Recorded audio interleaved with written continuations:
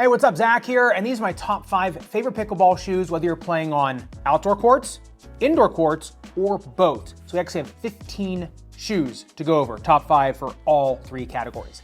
Let's get into it. Now, what's interesting about pickleball recently is that I get so many comments on different videos where people are telling me, hey, nobody plays pickleball on hardwood courts. Or I'll see people going like, hey, no one in my area plays pickleball on outdoor courts anymore, concrete, asphalt courts, and they're only playing it on, on hardwood. So I just want to make this video whether you're only playing on asphalt, cement, and concrete, only playing on hardwood, or you're doing a mixture of both, because the shoe choices actually change quite a bit. Hardwood, at least in my area, the ball does not bounce as high.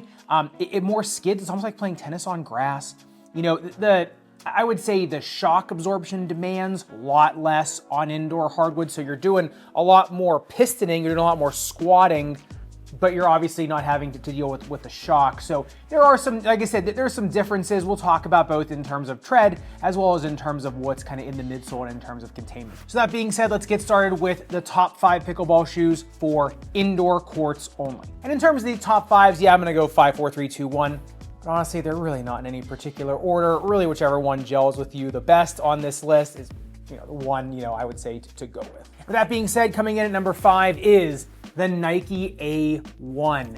These ones, it's because honestly, it's Cushlon and a shank. And Nike has been doing this a little bit more and more, where they're putting just full beds of Cushlon and then a decent torsional, a decent shank for torsional stability. And the A1, I think, is kind of the best representation of this. Yeah, there's the Freak 7, which is more of a mid-top. So if you want the mid-top version of this, go with the Freak 7. But in terms like being able to get freedom of movement, decent grip, comfort, and get an orthotic in there, but yeah, they move really, really well for pickleball. Honestly, the A1, this could be number 1 for sure. I'd say if you're looking for comfort, budget, in terms of comfort, price, you can find these anywhere now. I would say this is probably one of the best bets. And for sure, if you could get the EP version of this, the extra durable rubber, the XDR version of this, you could take this on outdoor courts, but because the tread is so serrated and so thin, it is just best for those indoor courts. But for going up and down, getting very low for balls, but also not just pummeling through the court, yeah, honestly, does not get much better. And coming in at number 4 is perennially on pickleball list, and that is the Wave Weight All City 13 and 13 Encore. I like the 13 Encore more because you get the option of a dorsal retention strap, and you don't have the big heel counter. The midsole is a little bit more regular. The 13's got a little bit, maybe more of a forgiving midsole, the 13 Encore, a little bit more performance, but you get 2 lateral flanges here on the outside. It just moves so incredibly well. You can take these on indoor and outdoor courts. They piston up and down really easily. So if you're really trying to dig a lot, especially because you get tread that rides up on the medial side, almost like a tennis shoe, but it's a little more ergonomic for those indoor hardwood courts.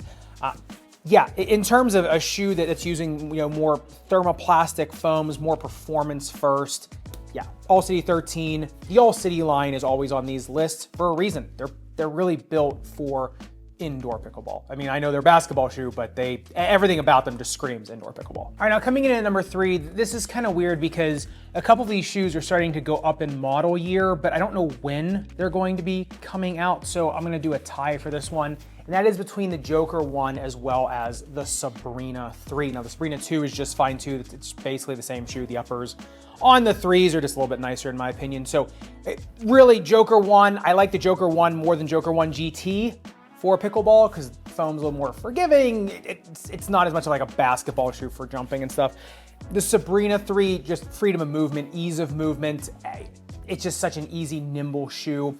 I don't know if the Joker 2 is going to be as good as the Joker 1. You never know. Sometimes they completely screw up a shoe in the second model year. Sometimes it gets better and better. So, like I said, for right now, we'll tie these two.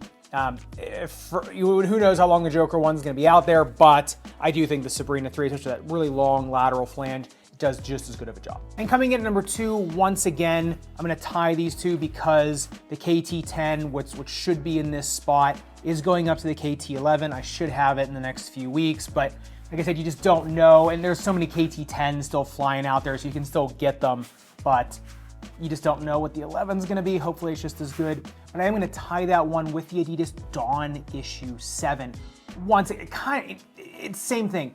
real nice freedom of movement, decent grip, comfortable light strike, thank goodness. You know, sometimes you get light strike products that are absolutely terrible. They're everywhere. You can find them anywhere and everywhere on discount, especially for the Adidas Dawn issue 7. So I'd say the KT10, it's been on a top 5 in every list for almost everything. So if you can still get them, and I'll leave links, then go for it, go get them. They're fantastic. We'll see if the 11s live up to the 10s. The KT line has been kind of up and down.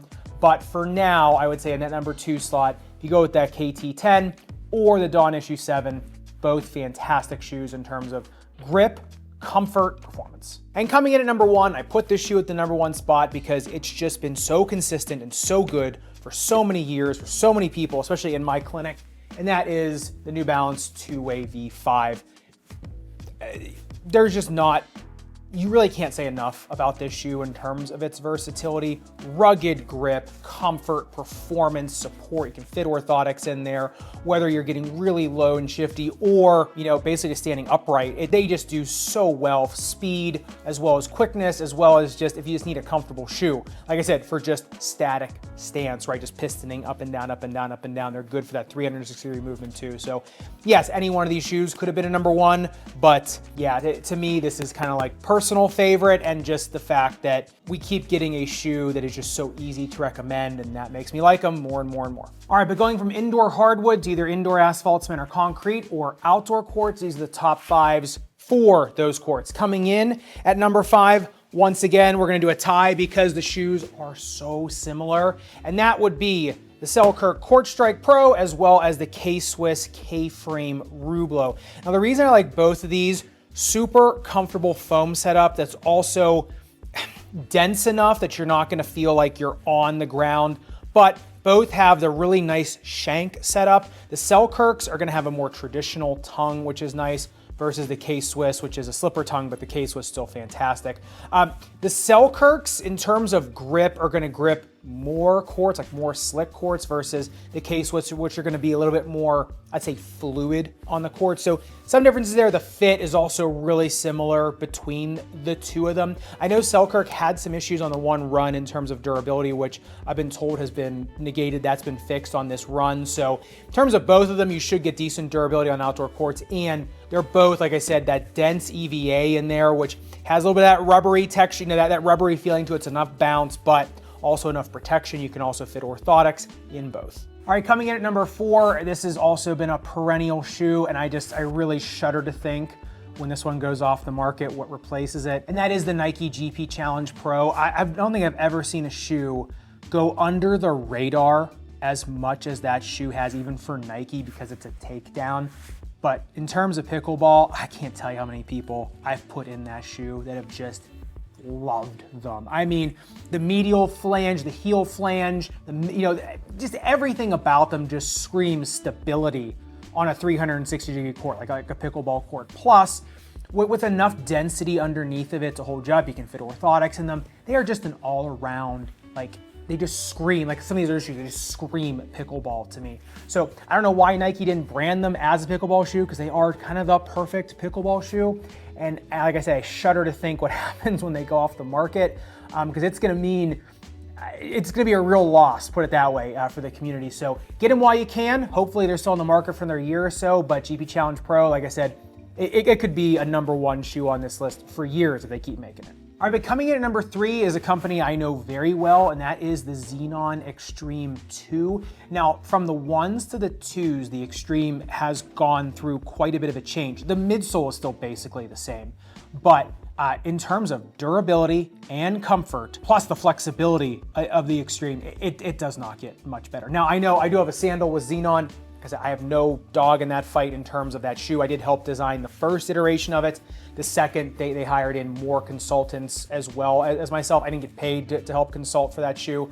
Just friends with the owner, and I like them. So that's why, but like I said, I have no dog in that fight. But as a company I know very well, I know the quality control pretty well, and I know that those shoes are some of the most durable on the market. So if you're looking for durability plus the comfort, which sometimes is very hard to get, I know they're made for paddle, but in terms of pickleball, they are just chef's kiss. So like I said, the thermoplastic, might not need it. You know, it keeps the shoe a little bit lighter, but for the type of thermoplastic they use, really dialed in that comfort. Just remember, the Extreme 2 and the 3 that when it comes out, it's very flexible. So you're gonna have to want a flexible shoe because it's made for paddle. So it's super flexible. So if you like that flexible type shoe, almost like a barefoot type shoe, almost like a Kobe drop-in type shoe for pickleball, that's what I would go with. And along those same lines, I'd say like an honorable mention, or you could tie with one of these, but it would be the K-Swiss Hypercourt Supreme 2.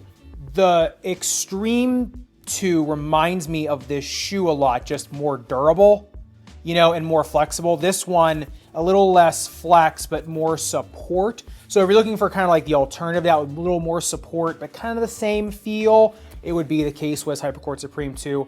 I think in the last, I'd say maybe 6 to 8 months in terms of tennis and pickleball, the Supreme 2 may have been, if not the most common shoe I've recommended, one of the most common shoes I've recommended. So that's why it makes it, you know, kind of in this list for outdoors. And remember, when I say I've recommended this shoe a lot, like the Supreme 2, it's not because this is the best shoe on the planet. It's because a lot of people with certain needs came in and this was the shoe that fit them. I put people in some weird shoes, some ones that I would say that I'd never recommend, like the Pegasus Premium, which I railed against in my review, just all the bad things about it, and yet there are a few people in my clinic that I've put in them for certain reasons and they do fantastic. They love them. And it's like I said, there's no one best shoe, there's just the best one for you. So when I say I recommend shoes a lot, it doesn't necessarily mean it's the best one out there. It just means that people with certain issues have come in that a certain shoe has fit. And coming in at number 2, another Nike, the Nike ST Flare. For a company that has said that they did not want to get into the pickleball space, Nike certainly makes a lot of really, really good pickleball shoes. Now the ST Flare is meant as an outdoor basketball shoe, but you can just tell, it's basically halfway between a cage and a vapor. It's like that perfect mixture, and I love these. I absolutely love this shoe. Now you can only get it on certain retailers. I'll put links down below to where you can get it. I think I have a coupon for these. Maybe I'll leave a link down below if I do. But they have the fantastic XDR traction, but then they kind of have a little bit of the build of a basketball shoe on the inside, a little bit lighter, a little bit more flexible, and that's basically what you want for a pickleball shoe, right? The durability, side-to-side containment of a tennis shoe, the comfort of a basketball shoe. So yeah, I mean, I had a really hard time deciding which one to put number 2 in one slot, and I honestly, this could have been the number 1, but you'll see why I made the number 1 shoe the number 1 shoe in a second. All right, but coming in at number 1, you know what it's gonna be. It's the Jet Mach 3. You know, I would just love if Babolat would just make a new shoe. I mean, they come out with some other stuff, but in terms of the Jet Mach line, I think that they just know that they have a winner and they just don't want to mess with it. I don't know why they just don't poke some holes in this thing and call it the 4, like give us something to talk about. But I was with Babolat for a while. It was like, if you watch the tennis channel, you've probably seen me in a Babolat commercial for their rackets. I did not know I was gonna be part of that commercial, but I was, and I asked, and no plans. Just gonna keep making the Jet Mach 3, which is great. My dad actually wears these now almost exclusively on hard courts because I gave him my pair that I got from that commercial, because I already have a pair, and he started wearing, he's like, these are great, and I said, I told you. And so now he's wearing them all the time, but in terms of pickleball, you kind of get the best parts of all these shoes. The underfoot comfort, the speed, the quickness, side-to-side stability, really everything, the lockdown. Like I said, until they make something better, I'm still gonna put this number 1. I do think the ST Flare is it's up there in terms of outdoor shoes. The GP Challenge Pro, not as quick, but it's up there. But it's just that this shoe has just been so good for so long and no one's kind of caught it completely. I think it makes it deserve to stay in that number 1 spot. But no matter what shoe you choose for pickleball, if you're someone that wants to put orthotics in their shoes, looking for the most well-contouring, most durable, and most supportive orthotics on the market, make sure you check out Power Step. As you probably know, you see these blue orthotics in a lot of my videos. It's because these are the ones I use in my clinic almost on a daily basis. If you're looking for the most support in an orthotic, say you're someone with a hypermobile flat foot, needs something for more strain protection, go with the Pinnacle line or the Pulse line. If you're looking for some little more flexibility, maybe someone with a high arch like myself, want more shock absorption, a little bit of that flex, go something with the Bridge line. No matter what you've got going on your foot from all of the most common ailments I see,